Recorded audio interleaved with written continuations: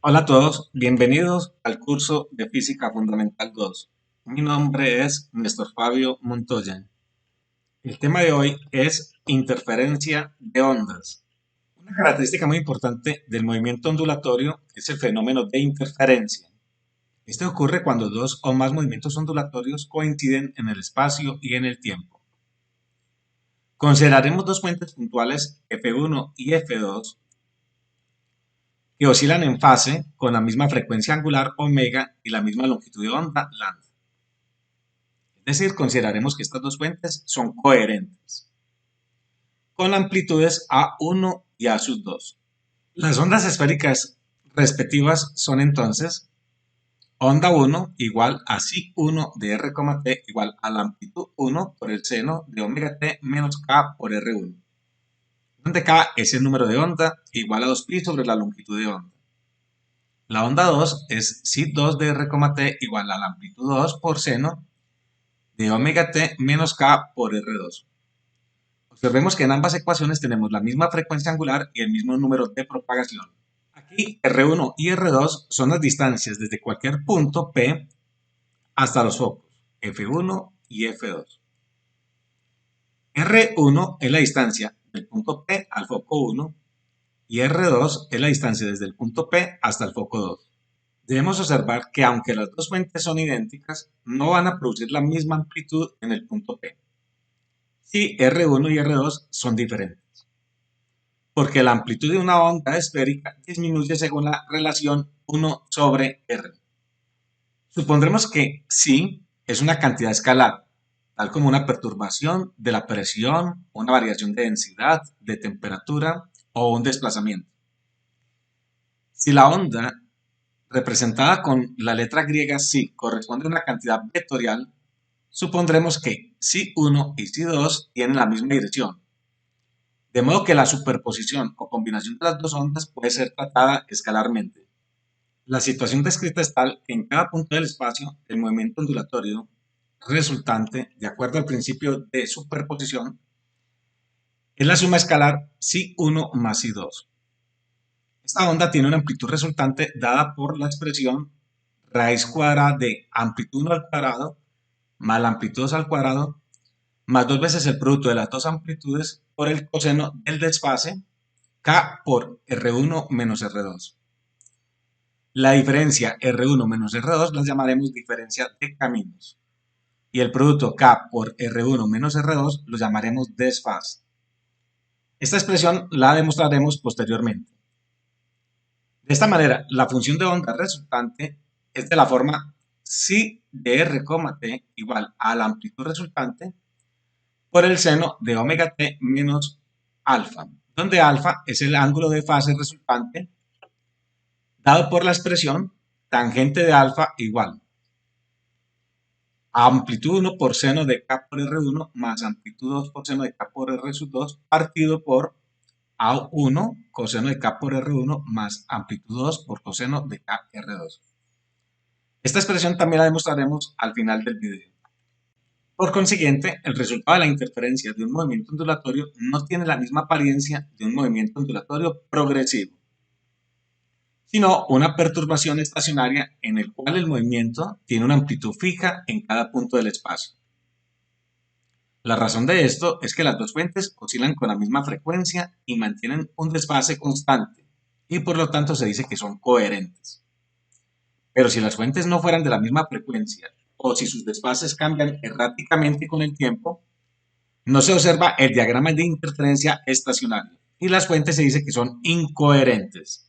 La ecuación de la amplitud resultante muestra que la amplitud está comprendida entre los valores amplitud 1 más amplitud 2, cuando el coseno de k por R1 menos R2 vale 1 y amplitud menos amplitud 2 cuando el coseno de k por R1 menos R2 vale menos 1. El desfase entre los dos movimientos ondulatorios, como hemos dicho anteriormente, se define delta igual a k por R1 menos R2. Concluimos pues que cuando el desfase es 2nπ, tenemos una interferencia constructiva y la amplitud resultante es simplemente la suma escalar amplitud 1 más amplitud 2. Cuando la diferencia de fase es un múltiplo impar de pi, tendremos una interferencia destructiva y la amplitud resultante es la diferencia amplitud 1 menos amplitud 2. En esta expresión, n es un número entero. Se tiene máximo refuerzo de los dos movimientos ondulatorios o interferencia constructiva si el desfase es 2nπ y máxima atenuación o interferencia destructiva si el desfase es 2n más 1 por pi. Puesto que el número de onda angular viene dado por la expresión k igual a 2pi sobre lambda, el desfase también se puede escribir como 2pi sobre lambda por la diferencia de caminos R1 menos R2. Concluimos que cuando el desfase 2pi sobre lambda por la diferencia de caminos es un múltiplo par de pi, tendremos interferencia constructiva. Y cuando es un múltiplo impar de pi, tendremos interferencia destructiva. Para una interferencia constructiva podemos simplificar cancelando el factor de pi y cancelando el número 2. Y nos queda que para una interferencia constructiva, la condición es que la diferencia de caminos sea igual a un múltiplo entero de lambda. Para una interferencia destructiva, podemos cancelar el factor de pi, el lambda que está yendo pasaría a multiplicar a la derecha y el 2 que está multiplicando pasa a dividir. Entonces, para una interferencia destructiva, la diferencia de caminos debe ser igual a un múltiplo impar 2n más 1 por media longitud de onda. En ambas expresiones, para la interferencia constructiva y la interferencia destructiva, el valor de n debe ser un número entero de la forma 0 o 1 o 2 o 3 o 4 o así consecutivamente. Sabemos que la diferencia de caminos R1 menos R2 igual a una constante define una hipérbola, cuyos focos son F1 y F2. Sin embargo, como el problema es realmente en el espacio, esta ecuación define superficies hiperbólicas de revolución como se muestra en la figura de la parte central izquierda. Concluimos de la ecuación diferencia de caminos igual a un múltiplo de lambda que los dos movimientos interfieren reforzándose. Estas superficies se denominan superficies ventrales o antinodales. En las superficies hiperbólicas, cuyas ecuaciones son diferencia de caminos igual a un múltiplo impar de media longitud de onda, los dos movimientos interfieren atenuándose y a estas superficies se le denominan superficies nodales. El diagrama de interferencia en su totalidad es de este modo una sucesión de superficies ventrales y nodales alternadas. Las hipérbolas que se ilustran en la figura siguiente son las interacciones de estas superficies con un plano que pasa por el eje X. En la figura de la izquierda tenemos hipérbolas con interferencia constructiva y en la figura de la derecha tenemos hipérbolas de interferencia destructiva. Si tomamos un punto P sobre cualquier rama de una hipérbola de interferencia constructiva y restamos la distancia desde el punto al foco 1 con la distancia desde el punto al foco 2, esta diferencia de caminos en valor absoluto tiene que ser igual a un múltiplo entero de una longitud de onda. Si el punto P está sobre la línea central o mediatriz, la diferencia de caminos será de 0. Si está en cualquier rama de la primera hipérbola, la diferencia de caminos será una longitud de onda. Si el punto P está sobre cualquier rama de la segunda hipérbola, la diferencia de caminos será de 2 veces la longitud de onda. Y así consecutivamente. En el caso de la interferencia destructiva, si tenemos un punto P sobre cualquier rama de una hipérbola de interferencia destructiva y restamos la distancia entre el punto y el primer foco y el punto y el segundo foco, la diferencia de caminos en valor absoluto tiene que ser igual a un múltiplo impar de media longitud de onda. De esta manera, si el punto pertenece a la primera rama de una hipérbola destructiva, la diferencia de caminos es media longitud de onda. Si pertenece a la segunda rama, la diferencia de caminos es 3 medios de longitud de onda. Si pertenece a la tercera rama, la diferencia de caminos es 5 medios de longitud de onda y así sucesivamente.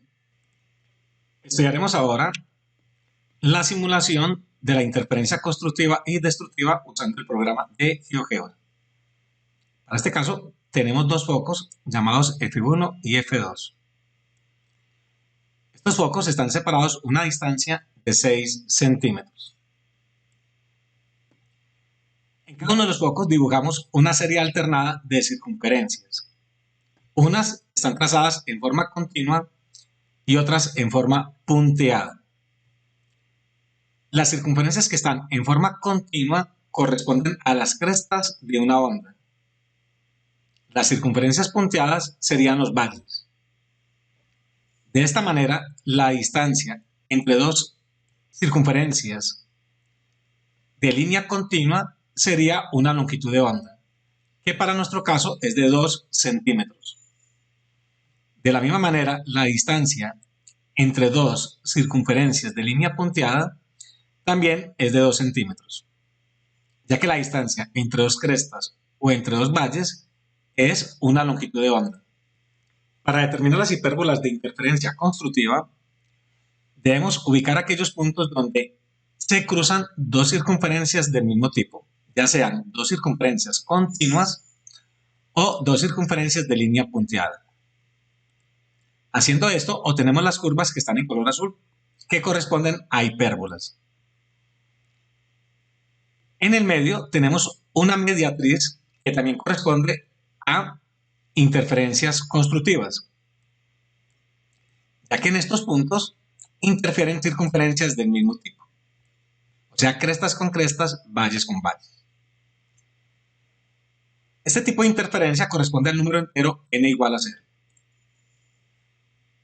La siguiente interferencia corresponde a n igual a 1 y tenemos las dos ramas de la hipérbola que se están mostrando en este momento, donde interfieren o se cruzan circunferencias del mismo tipo. Esta hipérbola es para n igual a 1. La siguiente hipérbola para n igual a 2 también se obtiene donde se cruzan circunferencias del mismo tipo, las de línea continua y las de línea punteada. En cualquiera de los casos, todas las hipérbolas tienen dos ramas, una a la derecha y otra al lado izquierdo. Las interferencias destructivas se obtienen ubicando aquellos puntos donde una circunferencia de línea continua se cruza con una circunferencia de línea punteada. También obtenemos unas hipérbolas. La primera hipérbola, correspondiente al número entero n igual a 0, se obtiene donde se cruza una circunferencia de línea continua con una de línea punteada. Todas las hipérbolas tienen dos ramas, una a la derecha y otra a la izquierda.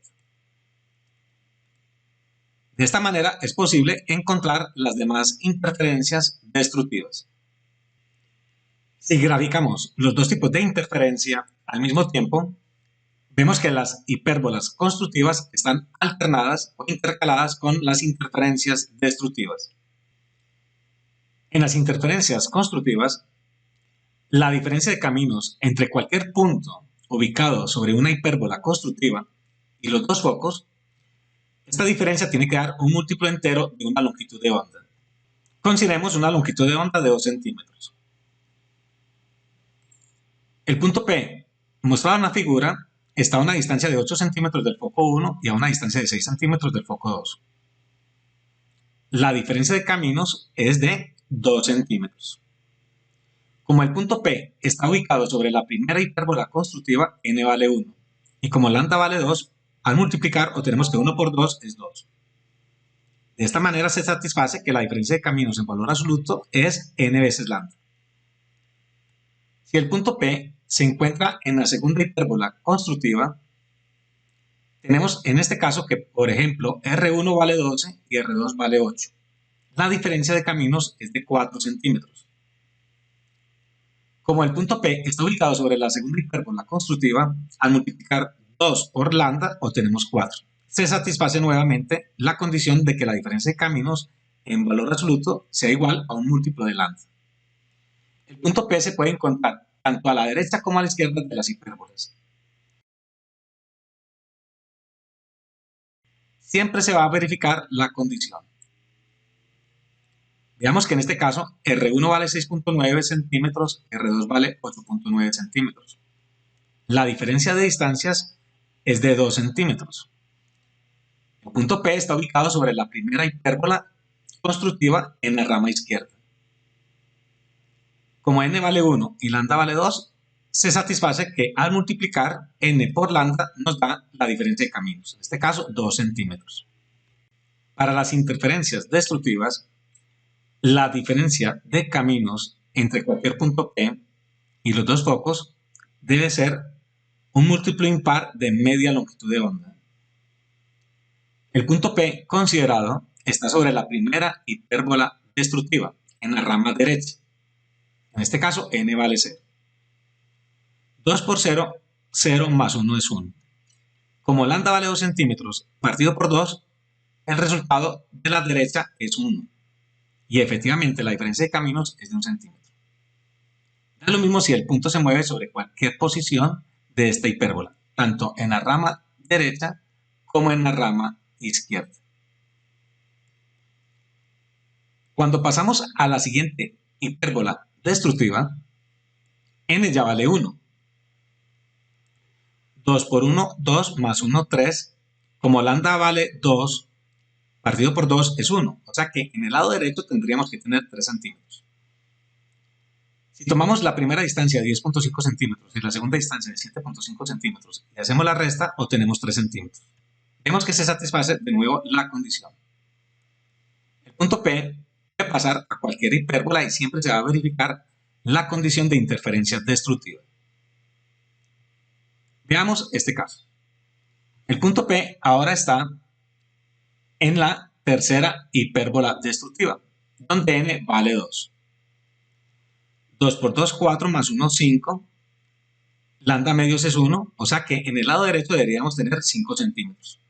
Y efectivamente, la distancia R1 es 11, la distancia R2 es 6, la diferencia da 5 centímetros. Concluimos pues que para las hipérbolas de interferencia constructiva, la diferencia de caminos entre un punto P y los dos focos es de un múltiplo entero de lambda. Para las hipérbolas de interferencia destructiva, la diferencia de caminos entre el punto P y los dos focos es un múltiplo impar de media longitud de onda. Consideremos el siguiente ejemplo.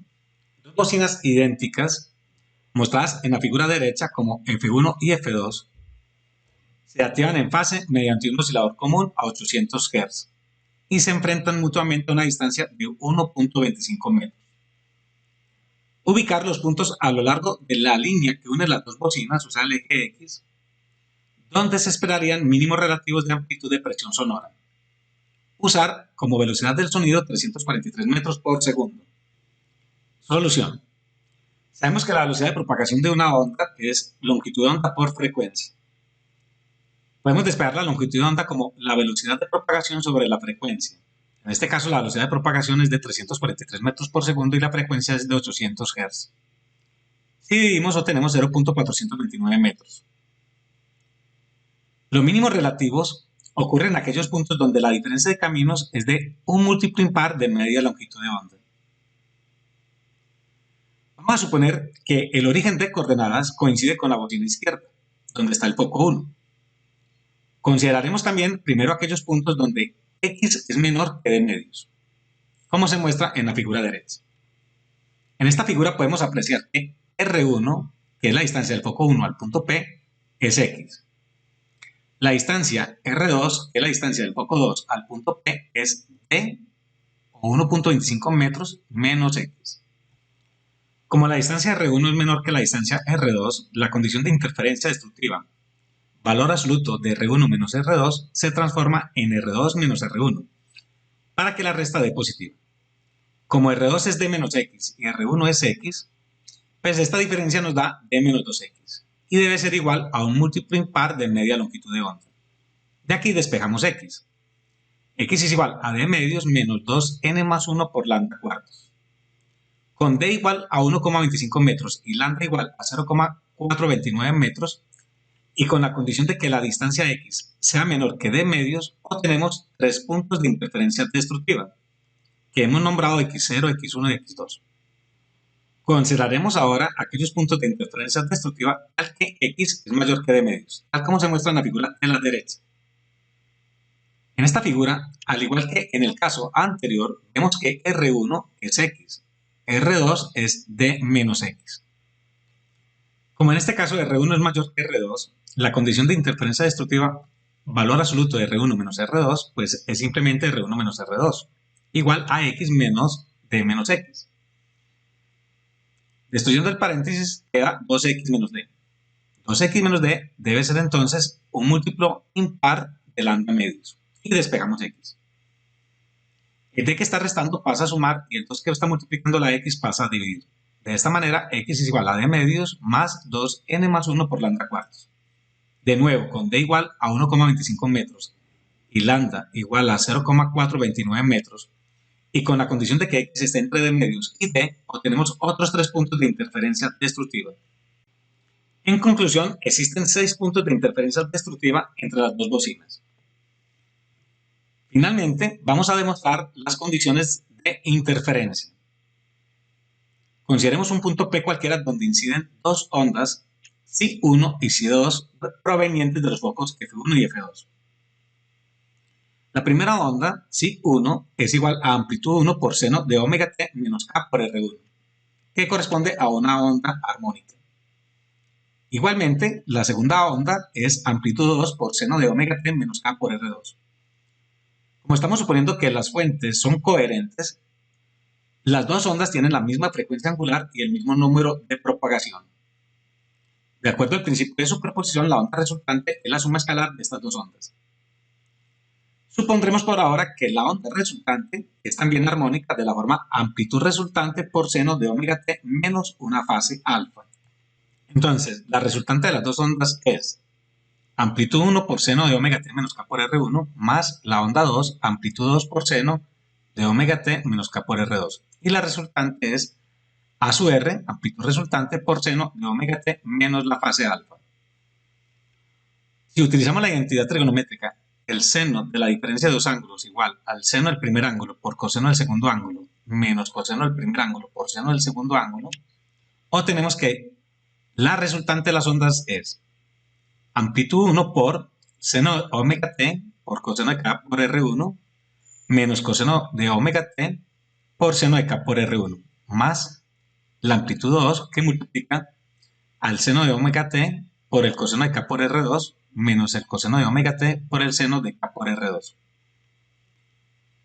De modo que si expandimos también la onda resultante como amplitud resultante por el coseno de alfa por seno de omega t menos la amplitud resultante por el seno de alfa por coseno de omega t y factorizamos el seno de omega t y el coseno de omega t que aparecen en el lado izquierdo de la ecuación, tendremos el seno de omega t está multiplicando a amplitud 1 por coseno de kr1 y a la amplitud 2 por el coseno de k por r2.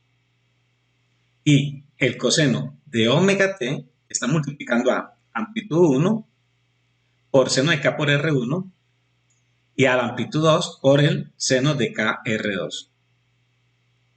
Es decir, que nos queda que amplitud 1 por coseno de k por R1 más amplitud 2 por coseno de k por R2, factor de seno de omega t menos amplitud 1 de seno de k por R1 más amplitud 2 de seno de k por R2, y eso es factor de coseno de omega t.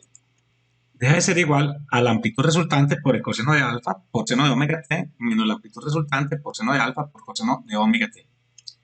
La independencia lineal del seno y del coseno obliga a que la amplitud R por coseno de alfa, que es factor de seno de omega t, debe ser igual a amplitud 1 por coseno de kr1 más la amplitud 2 por coseno de kr2. Y la amplitud R por seno de alfa, que está multiplicando el coseno de omega t, debe ser igual a amplitud 1 por seno de kr1 más la amplitud 2 por seno de kr2.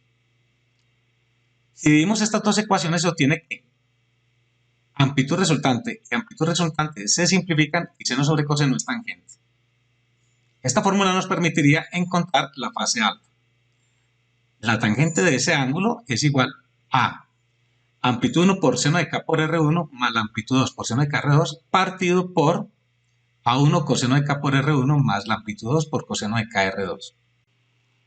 Ahora vamos a elevar al cuadrado las dos expresiones anteriores. Empecemos con AR por seno de alfa. Elevando al cuadrado nos quedaría amplitud R al cuadrado por seno al cuadrado igual. Como en el lado derecho hay una suma, el cuadrado de esta suma es A1 seno al cuadrado de KR1 más 2 veces el producto A1 por amplitud 2 por seno de KR1 por seno de KR2 más la amplitud 2 al cuadrado por seno al cuadrado de KR2. Recordemos que el cuadrado de un binomio es igual al primero al cuadrado más 2 veces el primer término por el segundo término más el cuadrado del segundo término. De la misma manera, si elevamos al cuadrado el segundo término, tendremos que amplitud R al cuadrado por coseno al cuadrado de alfa es igual a la amplitud 1 al cuadrado por coseno al cuadrado de KR1 más el doble producto amplitud 1 por amplitud 2 por coseno de KR1 por coseno de KR2 más la amplitud al cuadrado por el coseno al cuadrado de KR2. Sumamos ahora estas dos expresiones y factorizamos. La amplitud R al cuadrado por seno al cuadrado más coseno al cuadrado igual a la amplitud 1 al cuadrado que está multiplicando al seno al cuadrado de KR1 más el coseno al cuadrado de KR1 y los dobles productos de la amplitud 1 con la amplitud 2 que por un lado está multiplicando a coseno de KR1 por coseno de KR2 y por el otro lado era seno de KR1 y seno de KR2. Y finalmente la amplitud 2 al cuadrado que multiplica a seno al cuadrado de KR2 más coseno al cuadrado de KR2. Vamos a utilizar las identidades que seno al cuadrado más coseno al cuadrado de un ángulo es igual a 1. Lo aplicaremos en esta expresión, en la siguiente y en la última. Vamos a recordar también que el coseno de la resta de dos ángulos es igual al coseno del primer ángulo por coseno del segundo menos el seno del primer ángulo por el seno del segundo. Esto lo aplicaremos en los dobles productos. Teniendo en cuenta estas expresiones, obtenemos finalmente que la amplitud R al cuadrado es igual a la amplitud 1 al cuadrado más la amplitud 2 al cuadrado más el doble producto de la amplitud 1 con la amplitud 2 por el coseno de K por R1 menos R2. Finalmente, se extrae la raíz cuadrada de la amplitud resultante y nos queda la fórmula mostrada en la derecha, donde delta es el desfase entre los dos movimientos ondulatorios. Delta es igual al número de propagación por la diferencia de caminos R1 y R2.